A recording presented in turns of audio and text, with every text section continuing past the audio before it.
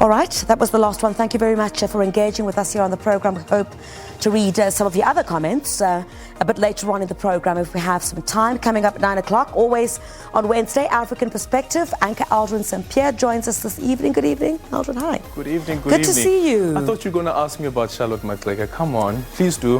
I'm going to pretend that I'm not listening. One time to start, yeah?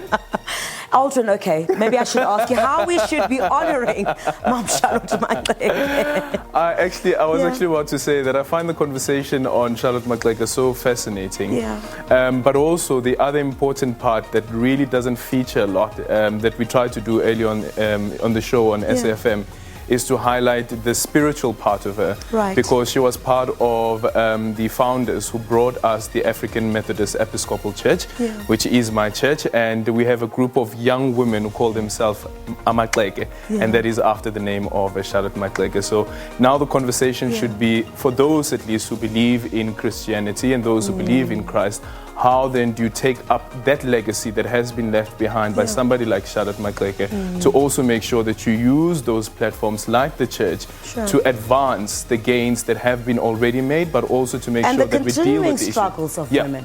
Exactly. Right? Exactly. Thank you, Aldrin. Exactly. Thank you so much. So coming up on the show, we will be focusing on Cabo Delgado. So there's a double troika, SADC double troika that will be taking place tomorrow. So we'll be looking into the insurgency that is currently taking place. But what is it that SADC should be doing to help quell the tensions that are currently playing out in Cabo Delgado? The government says that they've been able to drive out the insurgents, but there is no other facts to back that up, no other evidence to back that up. But that's the conversation that we're having this evening. We'll also be bringing you some stories in relation to the COVID-19 passport and what should happen with people who don't have any vaccine. People who haven't been vaccinated, should they be barred from traveling at all? All right, Aldrin, thank you very much indeed. We look forward to that. And in fact, shortly after 8 o'clock, we will speak to SABC foreign editor Sophie Mokoena on the current situation there. And I think, we'll speak to her on that particular aspect. Thank you very much, Aldrin. We look forward to that. In fact, we'll also be speaking to Sophie Mokoena on that. We'll also focus a bit on Rwanda as well.